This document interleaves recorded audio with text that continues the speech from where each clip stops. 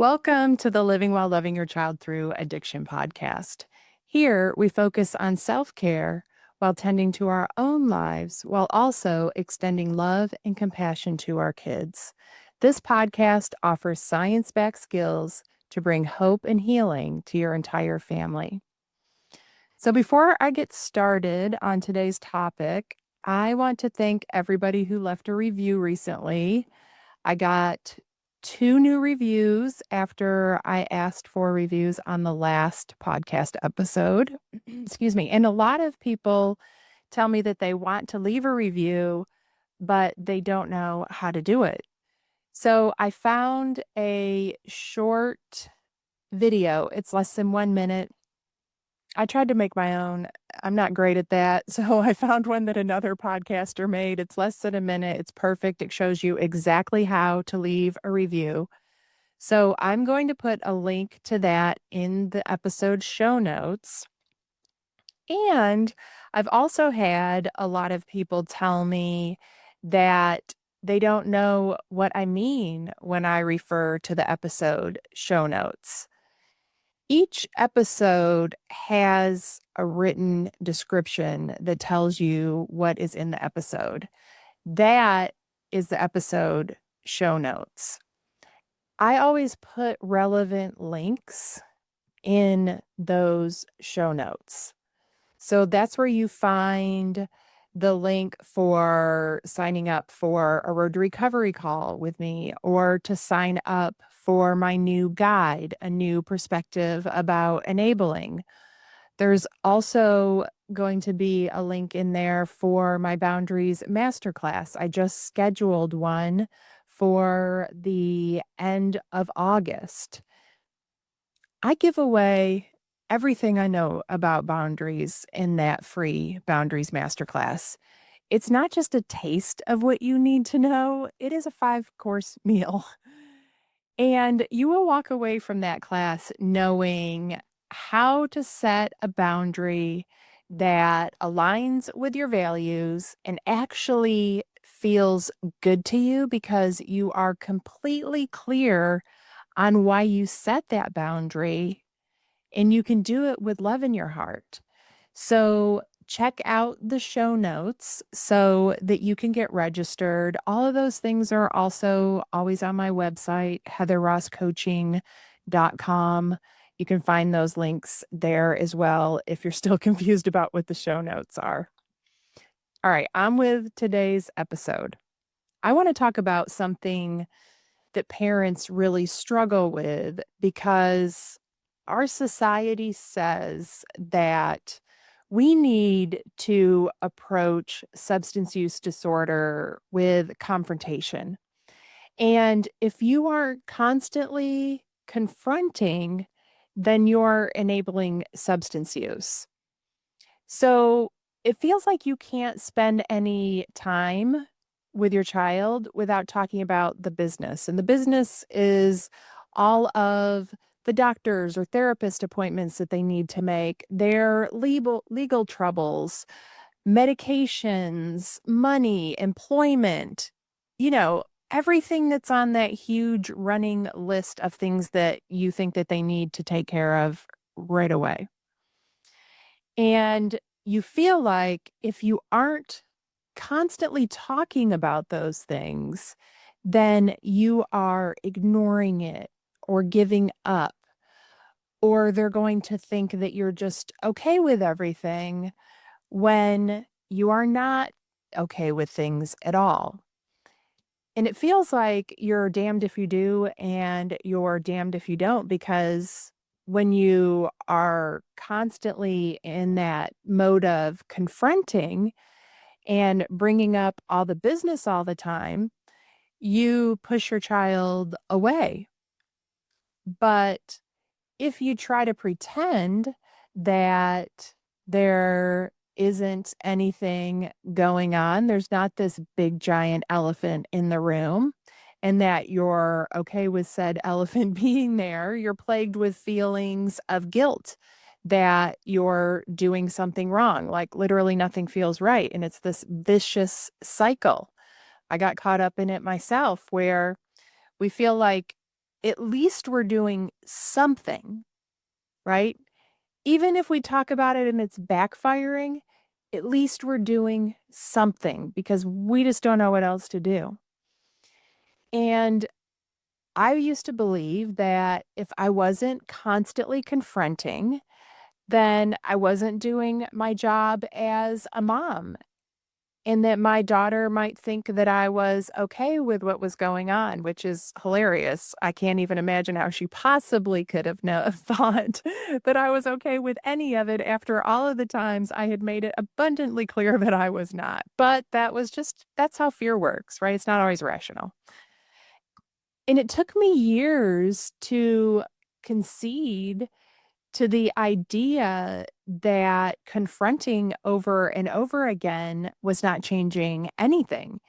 It was just creating more shame, more avoidance, more hiding.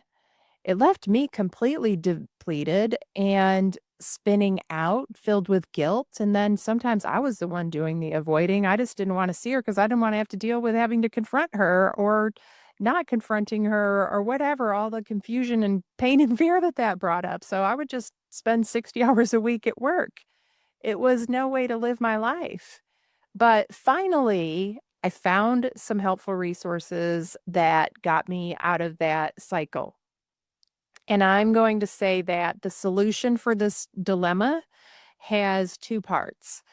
Number one is a perspective shift about what is actually helpful and what isn't. And number two is a balanced approach that actually works. So for number one, let's get that perspective shift from science and talk about motivation to change.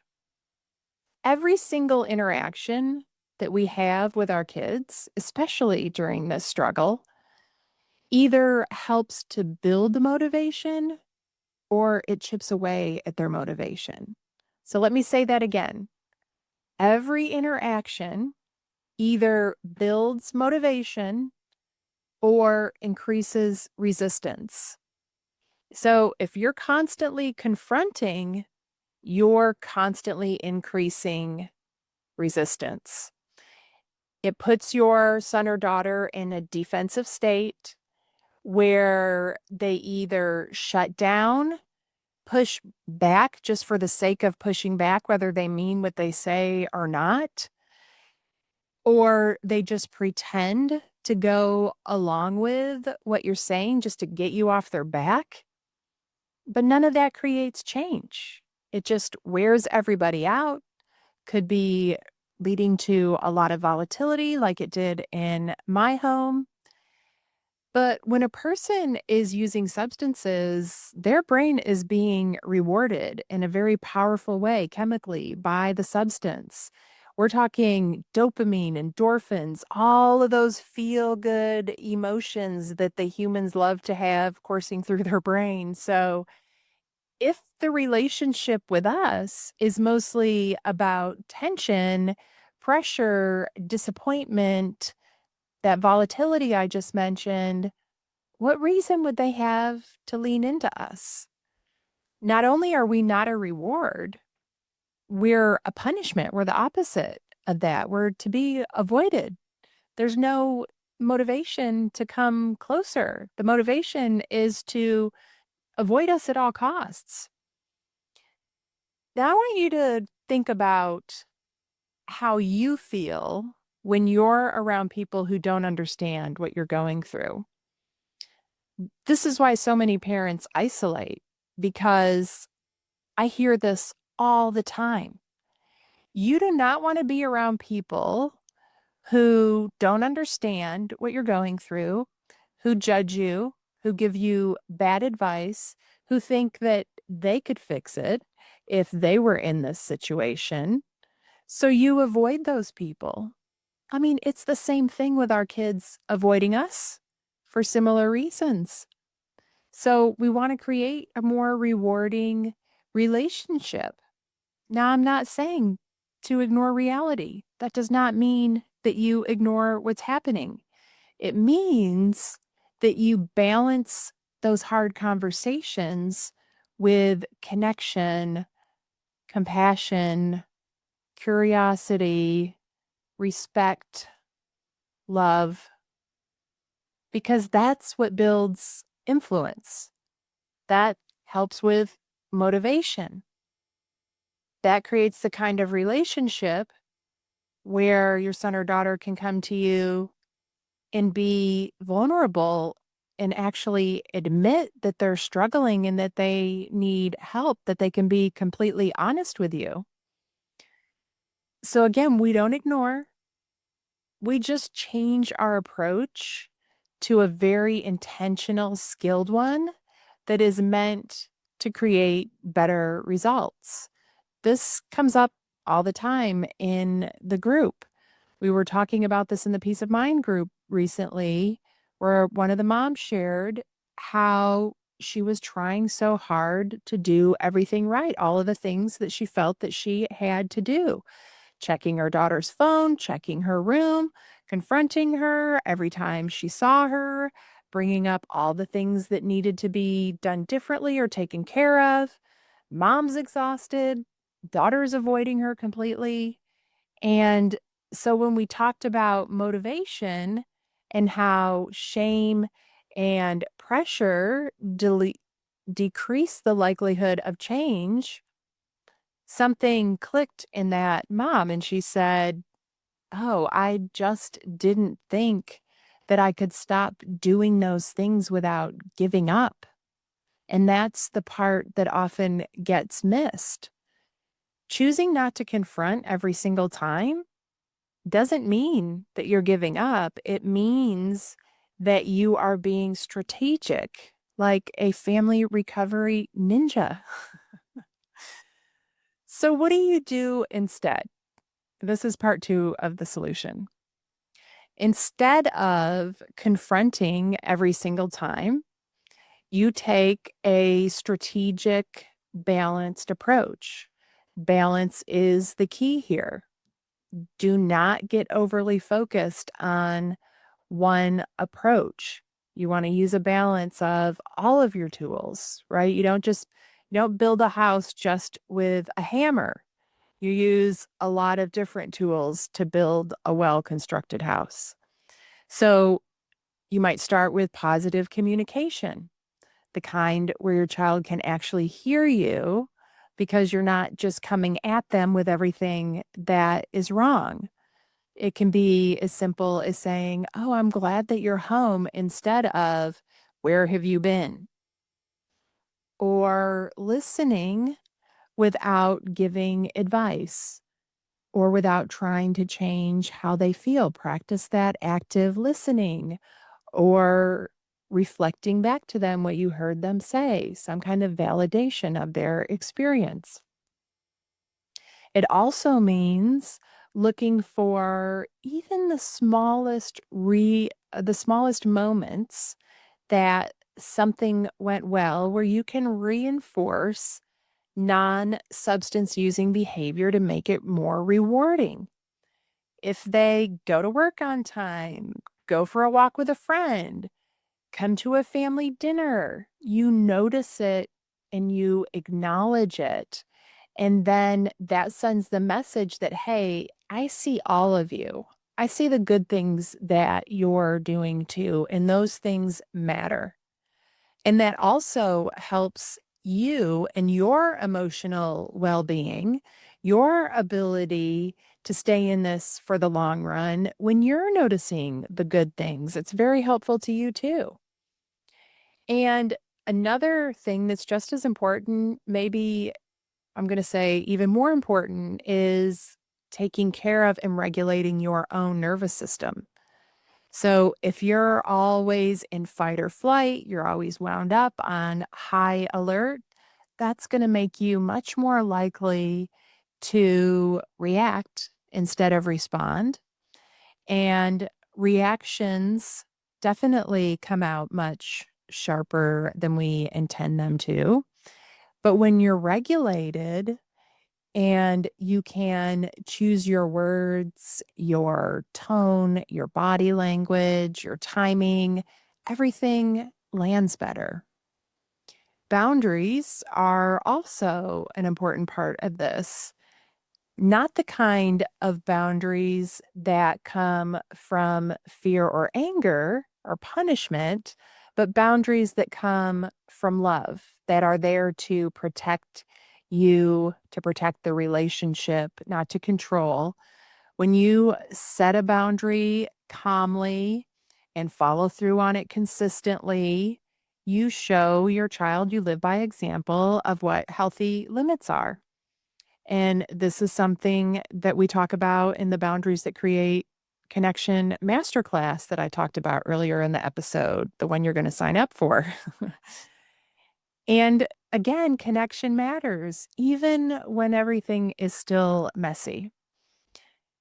You could just sit next to each other, share a meal, watch a show, just sitting together, being in each other's presence without everything being about the business and everything that's wrong. And those moments might feel small, but they can make the difference between your child seeing you as somebody who is safe versus somebody to avoid. And allowing safe, natural consequences can help as well. When we constantly lecture or punish, and we're always trying to point out those natural consequences, we interrupt that process of them making a connection between what they did and the outcome of it or the consequence of it. So instead of making that connection that my choice led to this unpleasant result, they think, oh, I feel this way because you won't stop nagging at me. And then they're just mad at you. So you're actually being counterproductive and distracting them from what you want to see when you're constantly confronting. But when you step back and allow those safety is important here. You don't have to allow every single natural consequence, right? You get to decide which ones are right for you or appropriate for your family. But when you step back and you allow those safe natural consequences, you give the situation room to teach them without you even having to be the bad guy. I'm all about if there's somebody else or something else that can be the bad guy, let it. Like, give yourself that break. When I learned this, it completely changed my role. It changed my beliefs actually about parenting in general. I didn't have to be the prison warden anymore. I didn't have to constantly be the enforcer. I could hold my boundaries, but I could also be the person that was believing in my daughter even when she was struggling and didn't believe in herself. And eventually, I became somebody that she trusted and could talk to and admit things to me that she never would have admitted before, that she would have vehemently denied. But eventually she trusted that she could open up to me and those things would not be used against her. So again, this is not about ignoring what is happening or giving somebody a pass. It is about creating an environment where motivation and change are more likely, an environment that builds trust, where you can have influence rather than constant resistance and distance and avoidance. And yes, it does feel uncomfortable and counterintuitive at first, especially when you've been told your whole life that substance use needs tough love and confrontation and all these other negative stigmas that we hear. So be patient with yourself. Expect it to be uncomfortable, and that's okay. So I want you to remember that the solution to this question, if I'm not confronting, am I enabling, has two parts. We're just reviewing here. Step one, is that perspective shift, understanding that every single interaction is either building motivation or increasing resistance, and that the research is clear. Constant confrontation increases resistance. It does not move your child towards change. It pushes them away from it. And that is not just my opinion. This is backed by many studies um, on the science of behavior change and motivation.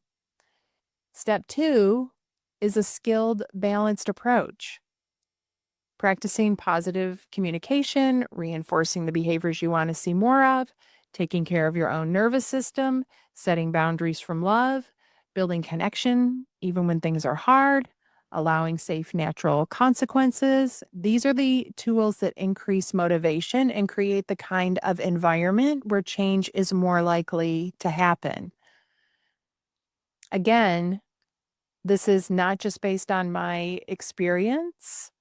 Even though I've lived this and seen the positive results from it, these approaches are all supported by countless studies in psychology, neuroscience, addiction science. These strategies work because they tap into how human motivation actually functions, not how we wish or think it should work. So you are not giving up by doing this. You are not pretending that there is not a problem there. You are shifting into a role that makes you more influential, more stable, better example, and more likely to be somebody that your child will come to when they're ready for help. Again, it's not easy. It takes practice, but it is worth it. If this is something that you want help with, you can schedule a road to recovery call with me. We will explore what is possible for you and your family with support from somebody who understands what this is like to go through this. You do not have to navigate this alone. And again, the link is in the show notes on my website. Until next time, remember that taking care of yourself is not a luxury, it is a necessity because you matter too.